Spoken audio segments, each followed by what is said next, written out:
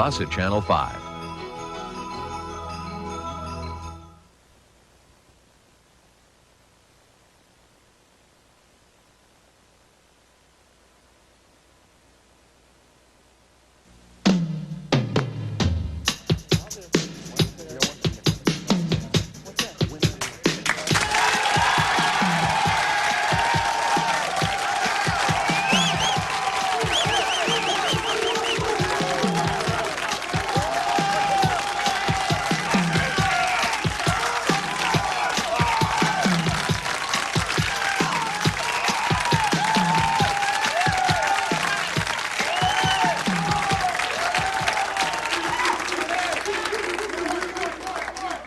Life, liberty, and the pursuit of happiness, all right? Do these inalienable rights belong to all of us? Let's consider someone like John Wayne Gacy, a convicted child molester, serial killer of some 30 young guys, who buried them in his crawl space in his house. Does he have the right to the pursuit of happiness? Should he have the right to experience the joy of love in his heart and be visited in prison by his fiancée once a week and maybe once in a while get a little action, huh? The only visitors those 29 boys get are to their grave sites. While their families lay flowers on their sons, Gacy's thinking of laying something else. We've got his girlfriend here tonight, and we'll meet her. Women who love killers, next.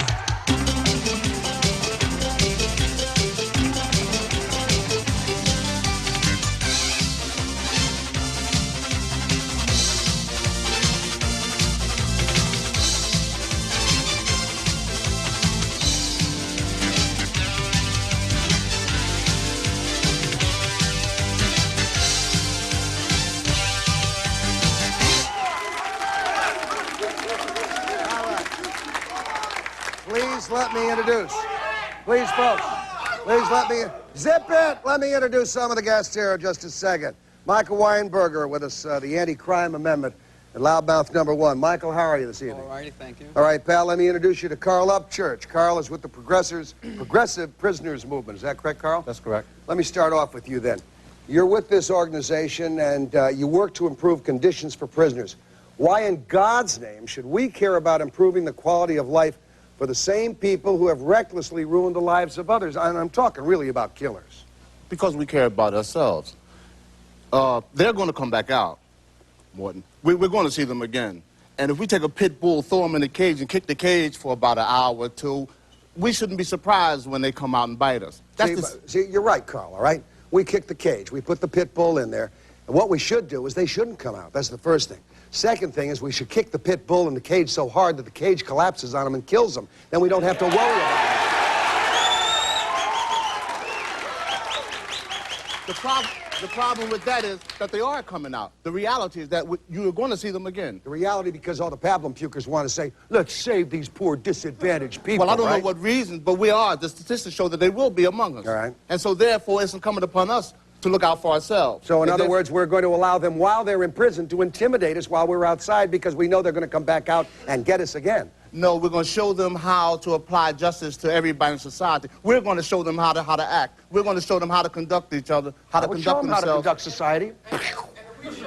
And if we show them, they'll listen. All you got to do is show them once, and they'll follow it. As far as I'm concerned, more prisoners have too many rights to begin with. I understand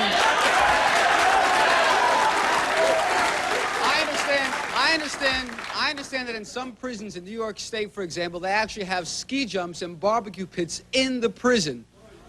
Can you believe that? We're paying for that. I understand that pursuant to a recent court case, a prisoner has the right, the legal right, to walk around in the prison with a 4-foot-long hairdo. Now, if I went to work with a 4-foot-long hairdo, I get fired. But if I murder somebody, then I have a right to wear my hair wherever I like. I don't buy it.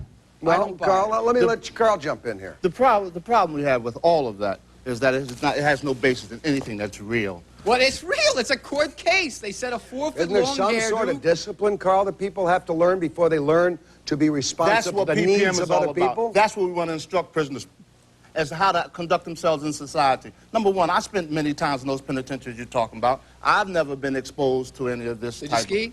Pardon me? Did you ski? No, and don't ski. Well, you were at the wrong place. Oh, probably so. I spend most of my time in Pennsylvania.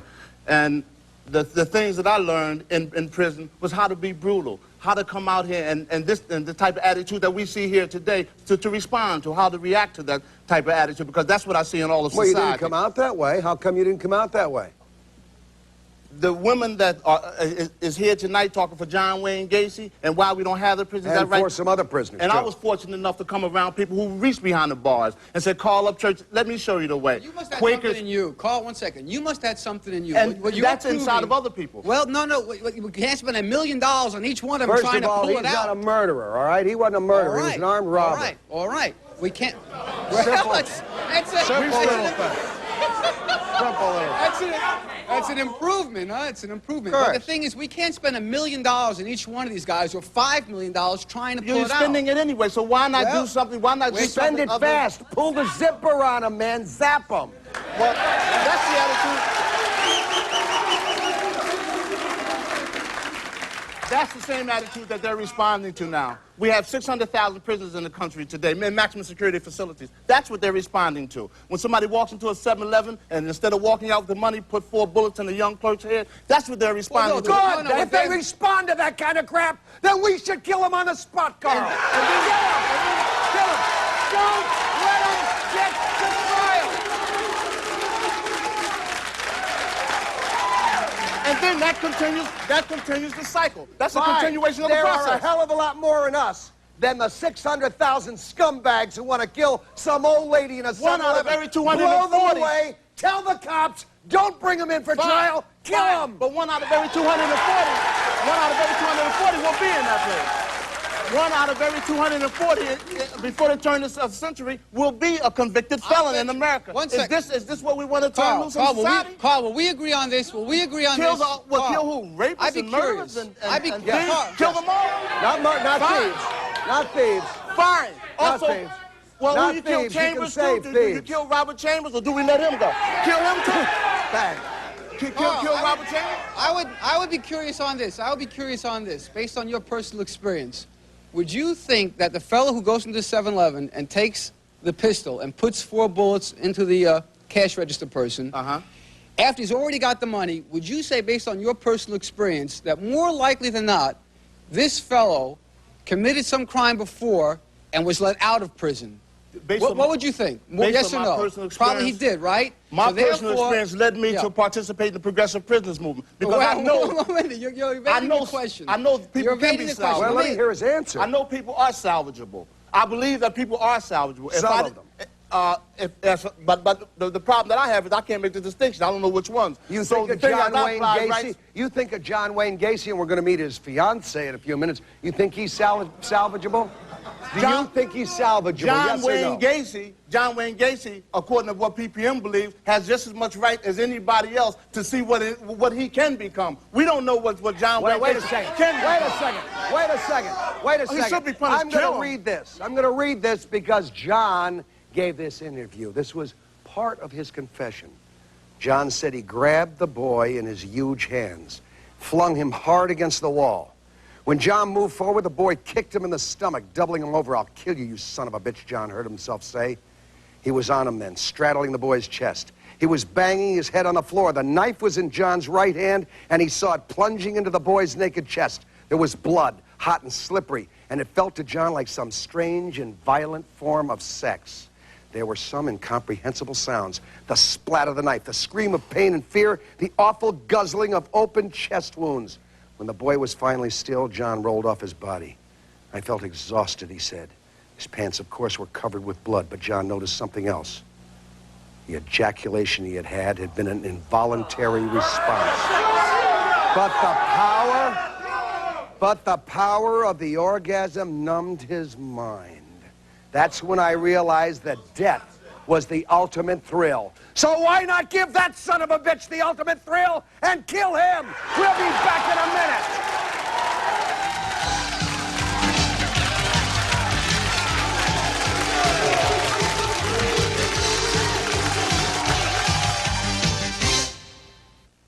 I believe the children of the future. Teach them well and let them lead the way. Show them all the beauty they possess inside. If you could help just one child, if you could change just one life, would you do it? Through Foster Parents Plan, you have the power to lift a child and family out of shocking poverty.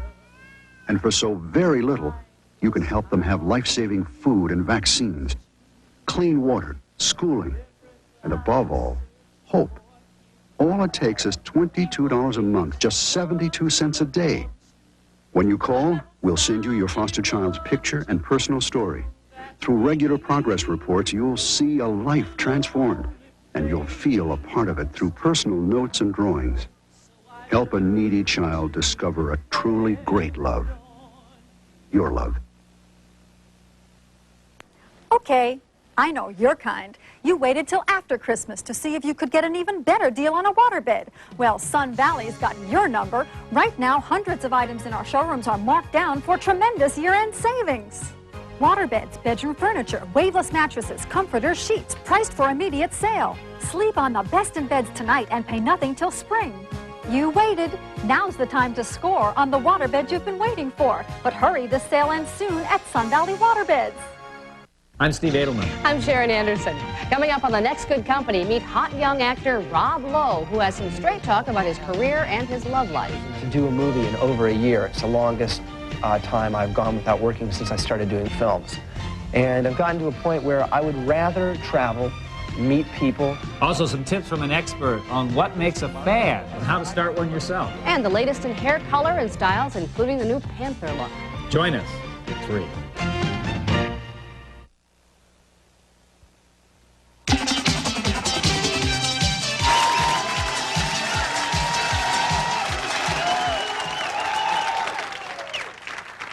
Good evening to you. Welcome to segment 2. And let me tell you, we're going to talk to, in just a few minutes, we're going to be talking to some of the women who fall in love with these killers, marry and want to marry and have sex with them. But first, I want to zero back in on the John Wayne Gacy case. I don't know how many of you are familiar with that case or remember it. A very sick guy. There was one guy, an old friend of mine out of Chicago, who was with Channel 7 at that time, Russ Ewing, who did a magnificent investigative report on that.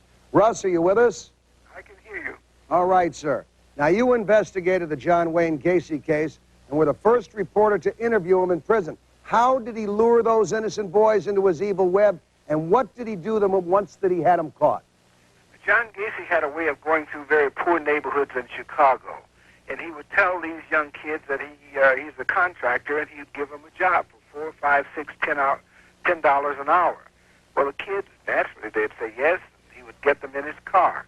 He had a way of always keeping a bottle of ether down on the left side of his car, and when he would drive around, he would drop some of that ether in a cloth, throw it over their face, and when the kids would wake up, they would be tied and hanging in his house. From there, he would do unimaginable things to All right, now, Russ, and these, with these kids, was he grabbing just any kid willy-nilly, or was he looking for perhaps runaways who wouldn't be found, or gay prostitutes? What was he looking for? He was really looking for any kid, but if you had the picture of one kid that John murdered, you had the picture of all of them. He picked kids that looked just alike. They all looked just alike, usually blonde hair, no more than 125 pounds. He had a fixation for a kid that looked like that. What would he do to him, Russ, once he got him? He has stuck tire irons up in various parts of their bodies. He had sex with them. He sliced them apart. He did some things that I couldn't even say over your television show. It was terrible. For a killer to try to hide from police, to kill someone and try to hide from police is one thing. But John Gacy enjoyed killing. You hit the nail on the head in the first part of your show when you said it was a sexual thing. He had orgasms when someone was dying in his arms. And that's the way he did it. And Russ, this is a guy who, very much like when we go back to the Bundy case, this is a guy who had a lot of respect in his community. They were thinking of running for office. I believe when he was in Iowa, before he got picked up for child molesting, he was running for the Chamber of Commerce or something, presidency. The people loved him. Everybody thought he was great. He was a devout Catholic. He went to confession constantly. He was in church all the time. The people in the neighborhood thought he was the greatest guy on the block. Is this a guy who also used to go to kids' parties and dress up as a clown to entertain the kids? He did that in all the Catholic hospitals. He called himself Pogo the Clown, and he was good at this. He was very good at it. But there's one thing that I should mention that I think you know about already. They got John for killing 33 people. But the police think, and I think also, that John probably killed 53 or 63 or 73 people. Probably one of the worst murderers, individual murderers in this century. Professor Mendenhall, let me introduce you, sir. You're the author of Family Violence Plus Drugs Equals Mass Murder. Am I correct, sir? Right. Now, you're writing the exclusive authorized biography of John Wayne Gacy, and have spent nearly 600 hours interviewing him. What can you tell us about his psyche? What's going on in his mind? He, I guess I should mention first that a person who writes the preface to the book, which we've just completed about 2 weeks ago, by the way, is Dr. Broscher from University of Frankfurt in West Germany, who came over to the United States to interview John for 40 hours because of his interest in the man's background. He tells me that Gacy and the Gacy family is the most complex family that, or person and family, that he has ever known in his career. He is an internationally known psychiatrist. Does he say Gacy is insane? He doesn't say he's insane. In those words, he says that he is psychotic schizophrenic, is the way that he was And we all know that in this day and age, there are many drugs that will control psychotic schizophrenia, right? Right. This case is also, which Broscher brings out, one of alcohol and drugs. Gacy started getting, Gacy's father in the first place was an alcoholic, died at age 69, cirrhosis of the liver. John, they're going to blame that on Gacy's personality flaws? No, they're not blaming that. The deal is trying to find out what happened to Gacy during this time that would cause him to do this, to bring such tragedy to the families of 33 young men. I wonder if his fiancée, who's going to be out here shortly, knows that he's really guilty of these things. Is this doctor trying to prove, Professor, in any way, shape, or form, that someone who comes from a broken family, from possibly an alcoholic family, from a family that may have taken drugs, from a mother or father who may have abandoned the kid, from a kid who may have had to go out to the street, from a kid who may have been abused as a child, that these things will create a serial killer? He was not trying to prove anything, Mort. He was trying to find out what happened to him along the way. He had an older sister and a younger sister. Both of those are very normal persons, very happily married, but both of them well-to-do. The complex thing that Ewing mentioned a minute ago about his going to church and then back and forth, and this is he was, as Dr. Broscher called him, a classic Dr. Jekyll, Mr. Hyde case. Mm-hmm. I wonder, it's too bad the Roman Catholic Church does not allow this priest now to come forward and say whether John Wayne Gacy ever confessed any of those sins, because John Wayne Gacy claims, I believe, that he doesn't remember having committed those murders. Russ, are you with us still? Yes, I'm with you. Am I correct in that assertion that John Wayne Gacy claims that he doesn't remember committing those murders? Well, Gacy's a manipulator of people. I didn't just talk to John Wayne Gacy once. I studied him for 3 years and talked with him for 3 years. And he tried to manipulate me as he does everyone. And I think he's using this young lady who thinks she's in love with him also. The man is cunning. He's not an idiot. He's cunning all the way. You think he's crazy, Russ? No, I don't think he's crazy. I think he's, as the gentleman before said, he's a Jekyll and Hyde. Professor, has he admitted any... I'm sorry, Russ. Let me go back to the professor here a second. Has he admitted anything to you about the 30-some-odd brutal murders he's convicted of committing? I have never heard that he admitted it. I am like to know where Russ got his information. Now, I guess he got it all before 1980, because in 1980, Russ was admitted to the prison on death row to visit with Gacy. This was in April of 80. he came in disguised as a friend, and when Gacy discovered that he was trying to interview him, he called the guard and had Russ ejected, and Russ was banned from the prison from then on. Is that correct, Russ? Oh, that's not correct. I didn't think Gacy so. Knew me. He had known me for years before I ever got in there. Gacy put me on his list so I could get into the prison. But Gacy was trying to use me for other reasons, as he was trying to use everyone, as he always did. How many hours of interviewing did you do with Gacy? Oh, I can't even count it. Over the telephone, many, many, many hours. Gacy used to call me every week. We used to talk. And then I've talked to every person that ever talked to Gacy. Is it fair for me to say you spent at least 100 hours interviewing Gacy? I spent more than that. 200, all right? I would say 150, 200 hours. 150, 200 hours. But they were not Doesn't sound like a guy who Gacy didn't want to see, Professor. Is he manipulating you, Gacy?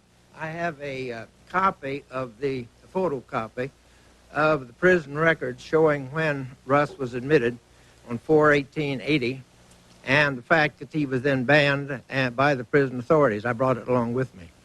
So it had to be before that, Russ, because I have a copy of the prison records. Whenever you go in to visit anyone on death row, you have to sign in, give them your Social Security. Is it correct, Russ, that you saw him all these times before 80, right? There's no question about the copy that he may have. That's perfectly legitimate. His lawyers had said that no reporter should ever get near Gacy. So we had to do a few things to get inside the prison. No question about that. But Gacy knew all about it. He planned it. Well, that sounds typically the mind of a deranged man, all right? In the mind of a man, you're now going to meet a young lady who has fallen in love with him, all right? The woman who says she wants to marry John Wayne Gacy and says that Russ Ewing is a liar. Let's find out what this poor, wonderful woman has going through this vacuum. Next.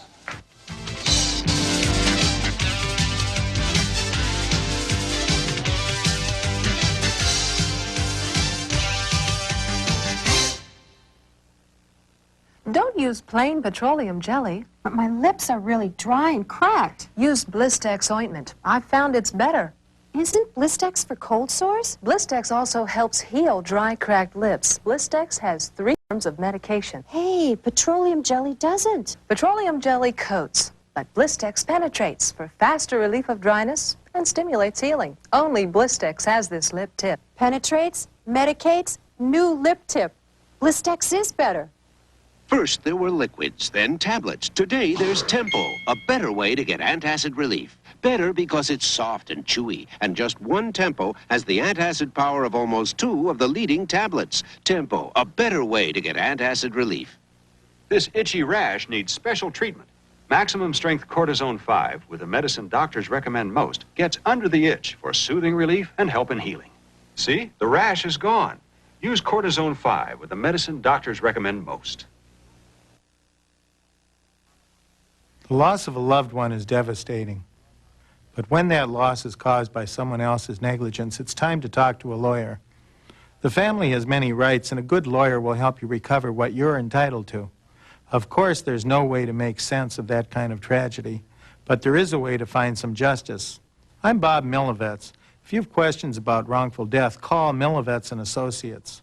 Call the law firm of Milovets and Associates at 533-1111. Yes, Twin Cities, the biggest after-Christmas sale is going on right now through all day Monday, January 2nd, at Southview Chevrolet Jeep Eagle in Inver Grove. Over $8 million worth of new and used cars and trucks to choose from.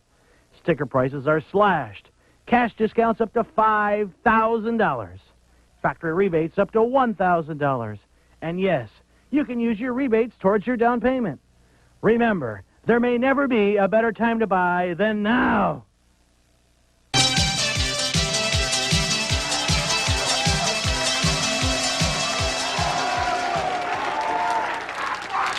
Now, I'm going to ask my studio audience to please give a little bit of respect to this lady. Let her explain her story, all right? It's very important that you hear this story. John Wayne Gacy, if you're watching tonight, I want you to listen to this story very carefully. There's a big surprise in store for you. First, Carl, let me go back to you. You're also working, I believe, you're also working to expand the social and sexual lives of the likes of John Wayne Gacy and Robert Chambers, etc. Exactly what are you suggesting we do for these scum?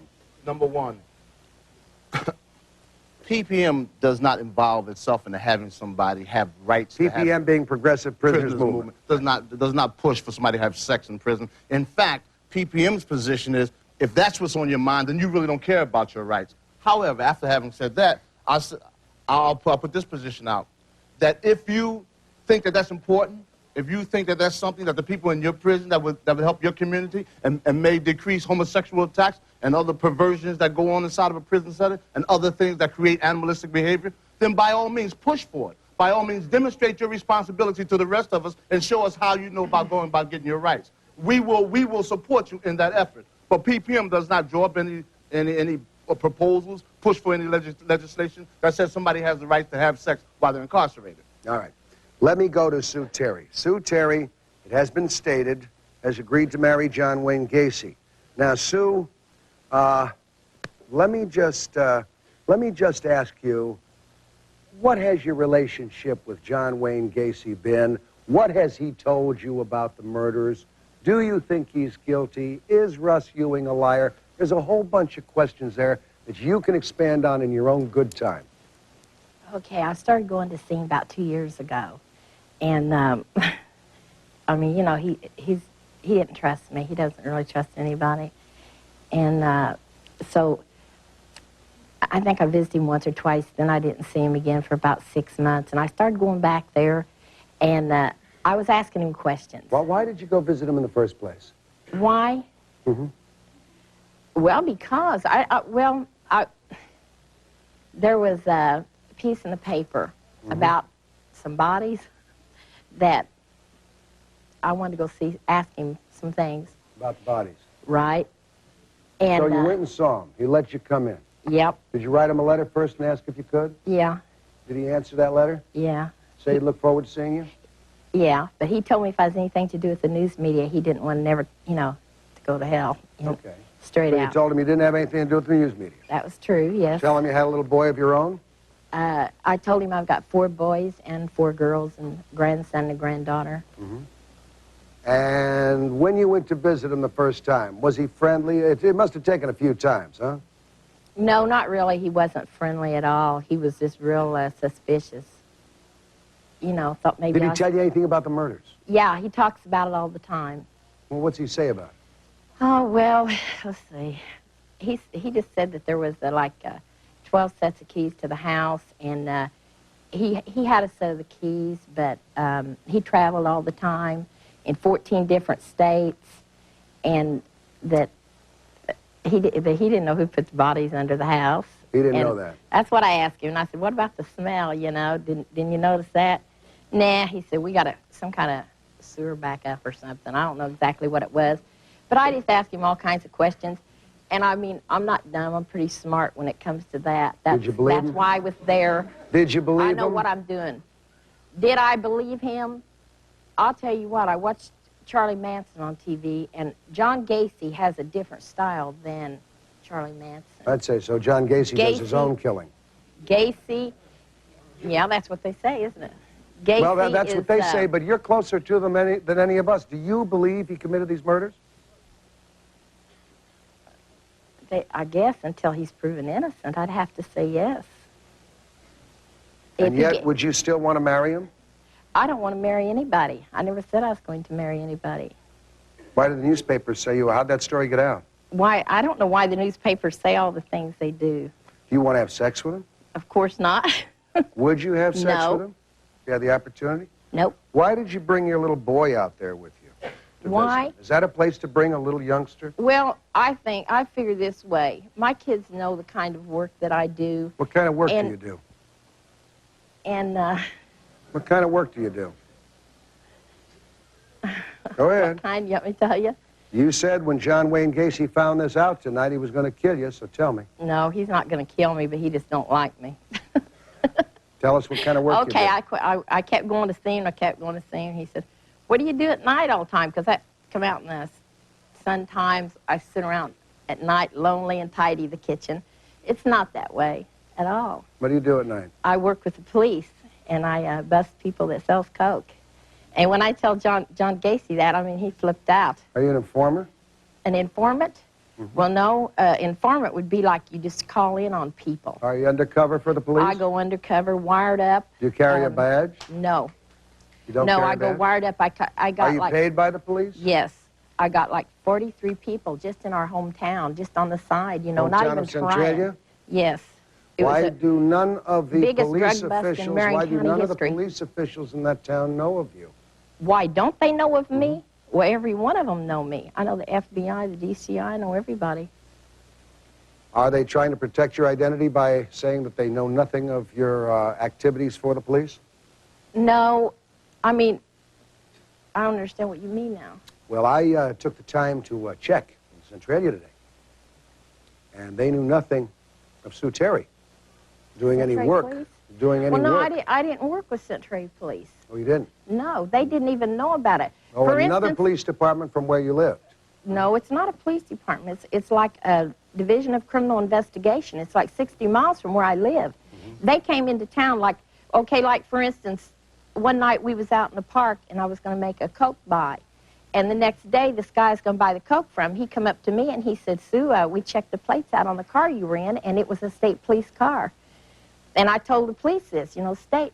They said, no way, Sue. And so I told them, you know, the name and everything. And I said, does that ring a bell? And they said, yeah, one of the cops here So in you were town. really trying to get information for investigative officials on John Wayne Gacy? Not with the Centralia Police, though. But for other law enforcement? For myself, because I talked For yourself? to them. You were working for yourself? Well, no, not.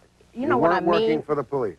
Yes, I've worked with the But police. you said you were doing it for yourself. I got 43 people. Which was it? Were you doing it for yourself? I or was were you doing it for for the police? myself, too. I went to see Gacy to see what kind of person he was. Why did you do that? Was that Why? somewhat of a thrill to you? No. No, not hardly. What did you expect to gain from that? What did I gain? Really Professor nothing. Mendenhall, has John Wayne Gacy ever mentioned this lady to you?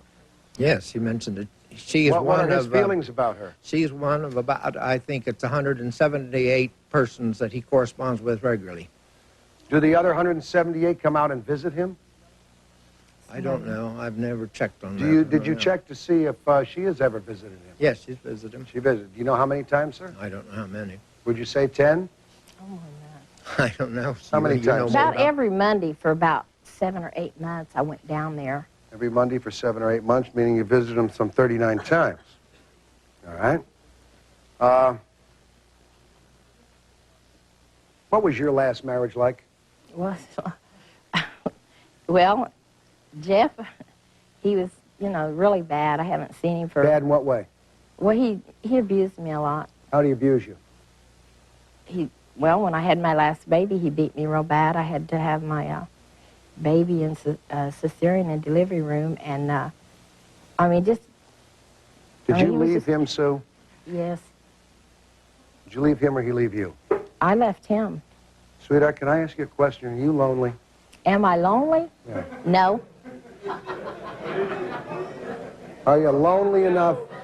Are you lonely enough? And I'm not putting you down, all right? This is no put down. Are you lonely enough that someone like a John Wayne Gacy could be exciting to you? Nope.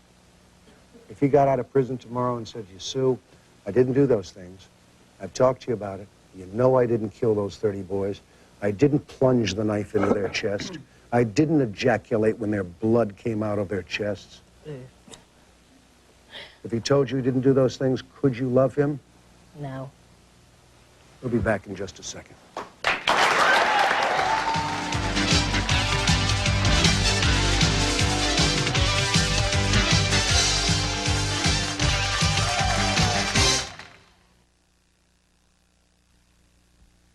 It's here. Year-end clearance at Coon Rapids Chrysler Plymouth. 6 solid days of incredible savings. Sporty 4-door Sundances. Slashed to just $76.88. Voyager SE minivans. With automatic, air, stereo, and more. Now only $12,988. We don't want to carry any of these vehicles into next year's inventory. Period. Over 200 new cars and vans are priced to sell before New Year's Day. Year-end clearance now at Coon Rapids Chrysler Plymouth. Don't miss it. It's the Water Bedroom's gigantic 5-day after Christmas clearance sale. Through Saturday at 5 p.m. Pay no money down, have no payment, plus no interest till July. And receive special year-end sale prices on a complete selection of water beds, bedrooms, day beds, and brass beds. Don't miss this fantastic opportunity to save during the Water Bedroom's 5-day after Christmas clearance sale. With 6-month interest-free financing and no payment until July. Hurry, the sale ends Saturday at 5 p.m. at all Water Bedroom superstores. Hi, everybody. I'm Ruth Spencer. You know, the holidays are a time of sharing our hopes and our dreams and really reaching out to help someone. And this holiday season, we invite you to join us at KSTP in helping to make a difference throughout the new year, just like the people of Princeton. A few years back, a small group of women wanted to find a way to help support the Ronald McDonald House, and they landed upon the idea of the Princeton Golf and Dinner event. And in doing so, proved that the town of Princeton could move mountains with their spirit and their energy. Through the years, it's become one of the biggest events in Princeton. And today, Princeton's population of more than 3,000 has donated more than $125,000. Truly a small town making a big difference for the families of children with cancer.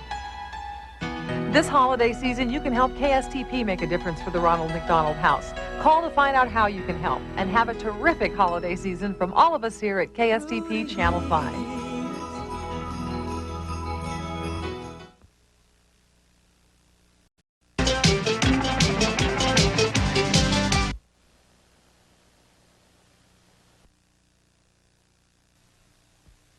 It's here. Year-end clearance at Coon Rapids Chrysler Plymouth. 6 solid days of incredible savings. Sporty 4-door Sundances, slashed to just $76.88. Voyager SE minivans with automatic, air, stereo, and more. Now only $12,988. We don't want to carry any of these vehicles into next year's inventory. Period. Over 200 new cars and vans are priced to sell before New Year's Day. Year-end clearance now at Coon Rapids Chrysler Plymouth. Don't miss it.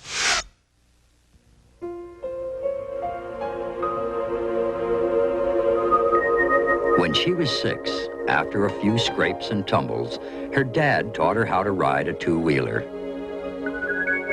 When she was 9, he helped her build a telescope that could see the moons of Jupiter. When she was 14, after a lot of giggling and giving up, her mom finally taught her how to hit a wicked 2-handed backhand. All through her growing up, Susie's parents taught her well. But for all their love and attention, there was one lesson left untaught. Susie's parents never taught her about drugs. They never told her that drugs maim, drugs kill. So Susie learned one final lesson on her own. When you don't say no to your kids about drugs, it's the same as saying yes. Make the most of skiing this winter with the Berger Brothers Skiers Hotline on CityLine. With one free phone call, get current conditions for ski spots in Minnesota. Or if you're traveling, the Berger Brothers Skiers Hotline will tell you what it's like across the country. Get ski reports 24 hours a day with one free phone call to the Berger Brothers Skiers Hotline. Use a touch-tone phone to call 645-6060. When CityLine answers, press 7541. Ski one and hit the slopes.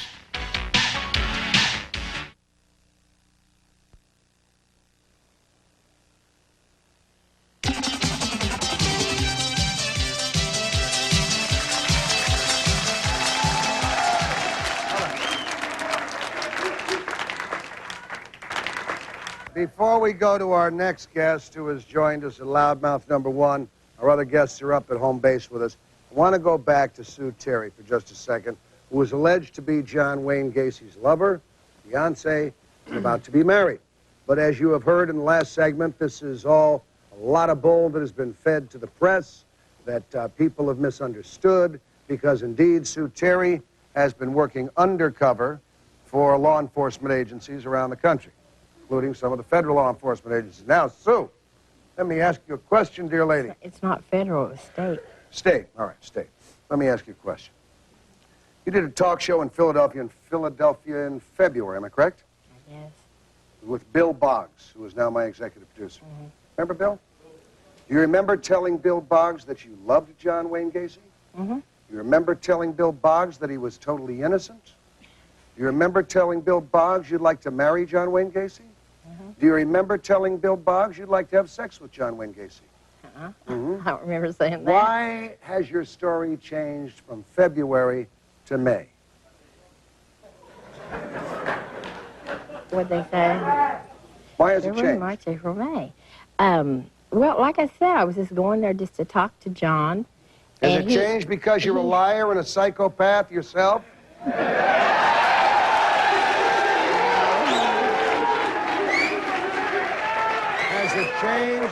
Has it changed because you get a thrill out of being someone with someone you know who ripped the lungs out of someone, who stabbed someone, who violated them, who stuck corn cobs up their anus?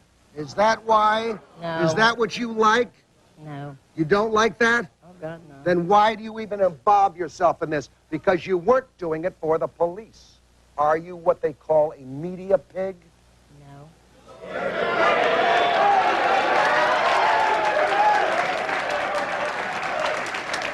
Get her out of here. Get her out of here. Get her out of here. Get her out of here.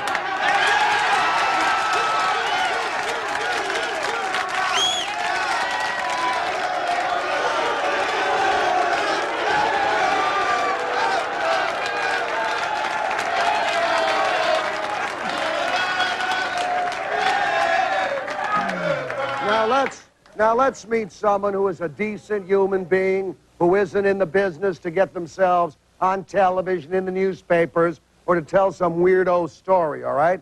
Let's meet a lady who also is in love with a convicted murderer, but a different story here, all right? A story where there at least is a modicum of belief that maybe this guy could be innocent. I want to introduce you to Teresa Saluri. Is that correct, Teresa?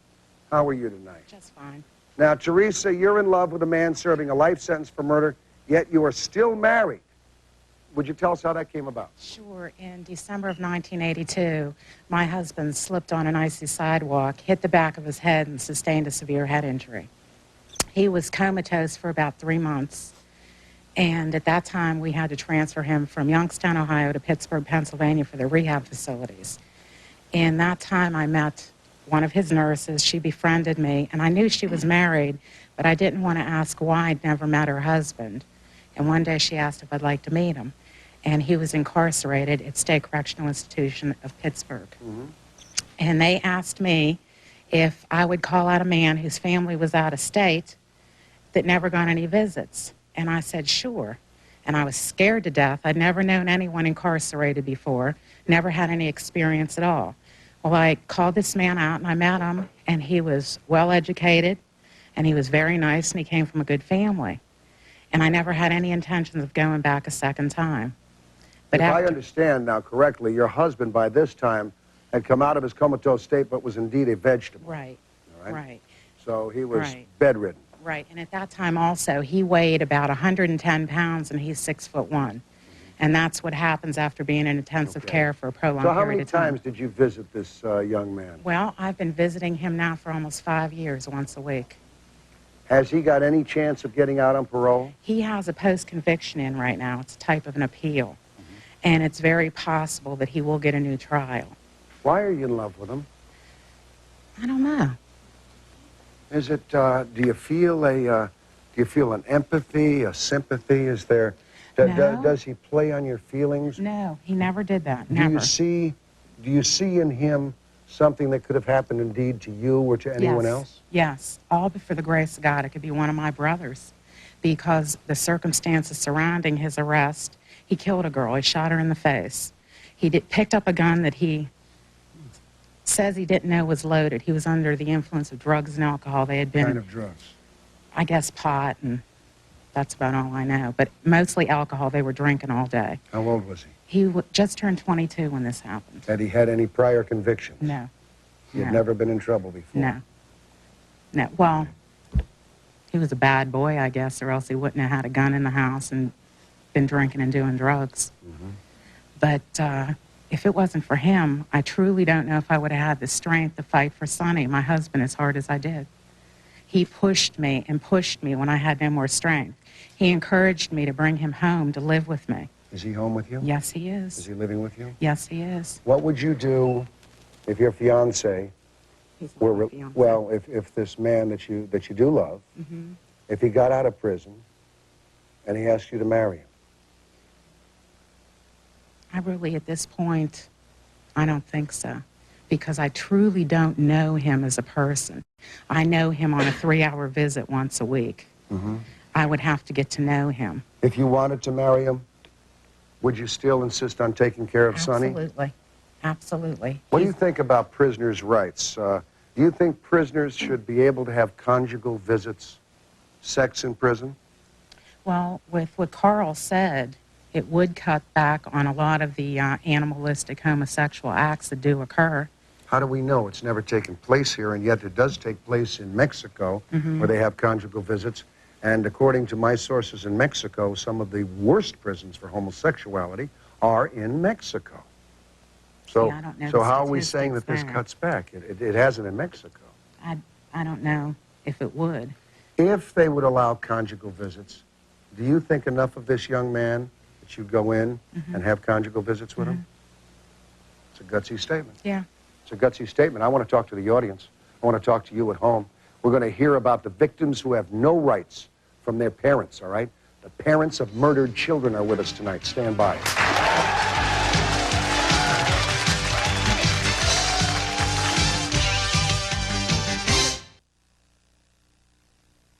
Could you have an ulcer? Have you had stomach problems for more than 4 years? Do antacids relieve your pain? Is your pain between your breastbone and your navel? Is your pain more frequent in winter? Does your pain wake you and go away when you eat? Then you might have an ulcer and may be eligible to join a research study investigating ulcer drugs. Qualified participants receive a physical exam, EKG, and physician consultation, all at no cost. Call Biocraft at 1-800-88-ULCER. Skiing is Afton Alps. Afton Alps is located just east of the Twin Cities. Bus transportation is available during the holidays and Saturdays. Call for reservations and pickup spots. When Mom gets a cough and cold, everyone suffers. Mom, Dad's ironing. Time to doctor that cough with Robitussin. Look, Mom's feeling better. Robitussin, recommended by more doctors, pharmacists, and Dr. Mom. Now there's Dimetap Plus for throbbing, aching, feverish colds that feel like this. Dimetap Plus, good advice for the worst colds. Imagine, something very special is going to take place on December 31st. It always does, because December 31st is World Healing Day, and millions of people around the world, like you, will pray and meditate for world peace all at the same time. Imagine that power, that moment, together. Pray and meditate for world peace at 6 a.m. Central Time, December 31st. World Healing Day. Imagine the power of peace, together. Money, cars, diamond rings. I had it all. I was a leader in my organization, and I'm not talking to Boy Scouts. I didn't get to where I am today by doing good deeds.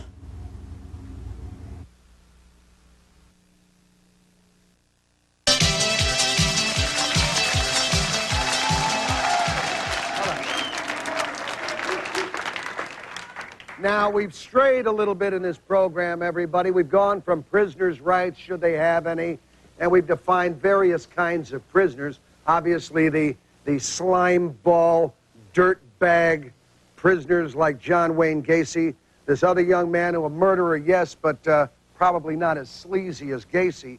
And we're looking at prisons that in some cases, if we've heard, have ski jumps in them, all right?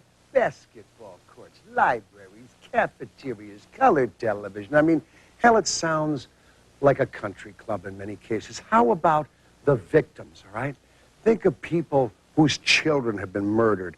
I want you to meet some of these people tonight in this segment. Mrs. Shalecki, may I come to you first? How are you, sweet lady? Okay. Darling, would you tell us about what happened to your youngster? All right. My daughter was 24. She was murdered, 1983. She was hit in the head with a hammer. She was stabbed 32 times. This happened in Clifton. He took her to Clifton, New Mountain Jersey? Lake, Clifton, New Jersey. There, her boyfriend did it. Her boyfriend did it? Yes, Was he on drugs? yes. Crack? What? I don't know, drugs, and then they were drinking that night. They were that both happened. drinking? Right. Was she on drugs too? They said she was, but I don't know. Okay. But whatever she was on, there was no death penalty for being on drugs at that time. So. Right.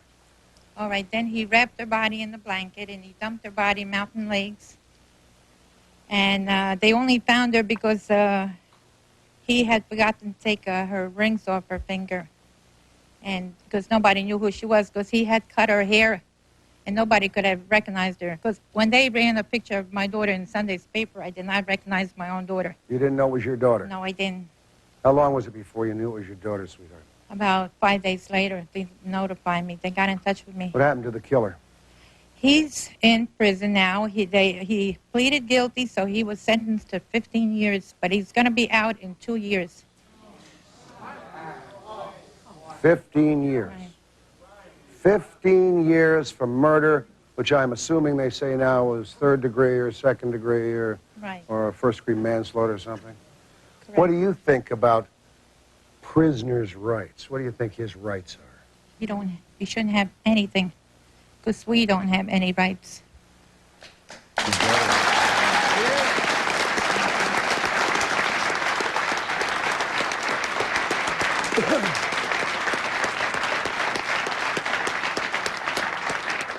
John Lanham, may I go to you, sir? Yes. John, I believe you lost a youngster also, is that correct? I lost a son that was 21 years old, and his brother, who was 23, was shot 5 times in the same incident. Two Two boys. What was the incident, John? These 2 boys were in a bar out in Eastport, New York, eastern Long Island. The 2 perpetrators had gotten together in the Florida State Penitentiary. After getting out of the Florida State Penitentiary, they drifted north. One of the perpetrators was from that area. They came into the bar that night and deliberately tried to instigate trouble. When they did instigate, not a fight, an argument in which nobody participated, one of them quietly slipped out the door, came back in with an automatic weapon. My 2 boys were both declared heroes by the state of New York because the actions they took that night possibly averted a massacre in that bar. The 2 prisoners are today in the Attica State Penitentiary.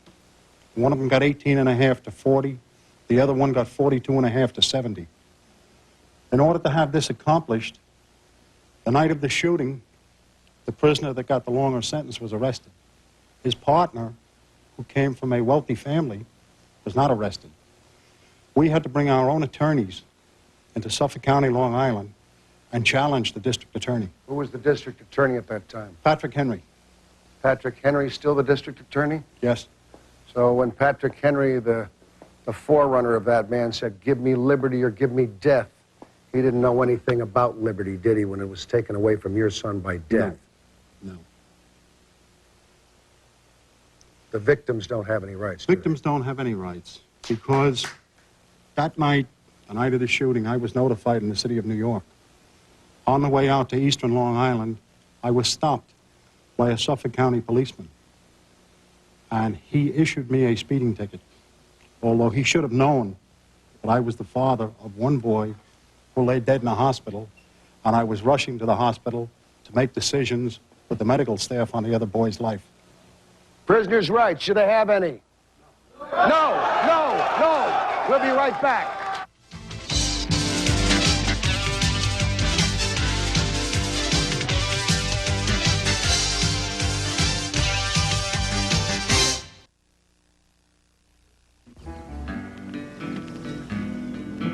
So tell me, how long before our TV's fixed?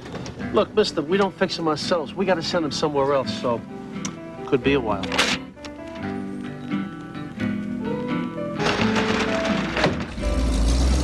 We'll meet again.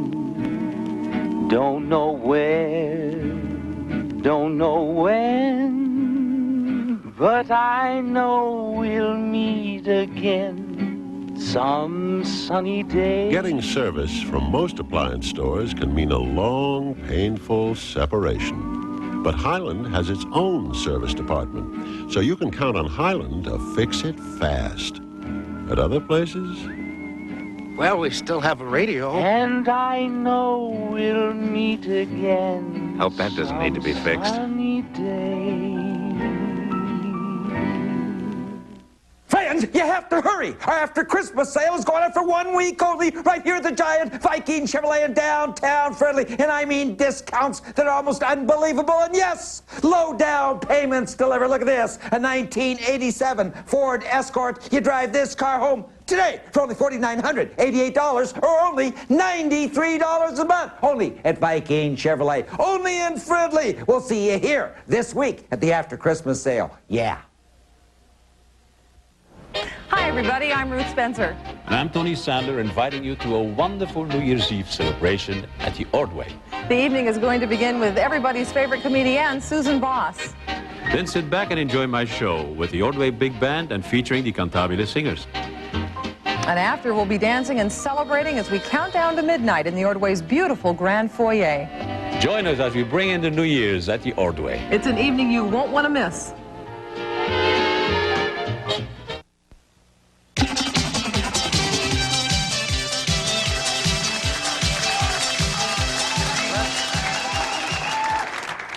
We've heard some horror stories tonight, all right? We've seen a weird old bitch who came out here who loves to have her name connected with a serial murderer. Let's talk to this young man. Go ahead, pal. I just want to say that I'm mad as hell about, for example, guys who get convicted and get sent to death row for murders which they freely admit that they did and they don't feel any guilt for, yet they manage to get appeal after appeal after appeal and just keep the execution date off for years. I just don't think forever that's right. sometimes. And I mean, if you get convicted, you should go away. Bang, How about you? like that. I'm one of these parents who graduated from being a parent of a missing child into a parent of a murdered child. My daughter lay out in a slab in a morgue out in New Mexico for 4.5 years. And 4.5 days? 4.5 years. Years. And I didn't know about it, and I had to learn about it by accident. And really, I'd like to ask Black Man a question about rights. I'm sorry, I can't remember I couldn't remember your name, I'm sorry. And really, it's about rights. I mean, exactly, you go through what I've gone through, I admit to having problems. Well, daughter was missing all this time. Make it quick, sir, we've only got a minute to go. Divorce and so forth. I have, through the Violent Crimes Compensation Board, I'm trying to get counseling for my wife and I because we're both having severe problems. We can't get it. I mean, we can't get. We only have 30 seconds. I am as compassionate for your people as I hope you will be for mine. My father was kicked to death on the side of a sidewalk. His killer got 2.5 years in Gradyford, Pennsylvania. My aunt was stabbed to death, raped, and her killer was never found. So from your point, I really understand where you're coming from. My only point is, where do we stop? Where do we begin to really have some intelligent dialogue? Let me give you a little solution here in the 15 seconds we have left. Is this possible that those heinous murderers never see the light of day, that they fry, and that those other criminals who have a chance of being brought about, they be thought about with some prisoners' rights, all right? Hard work first. Good night, everybody. Good night. Have a good one.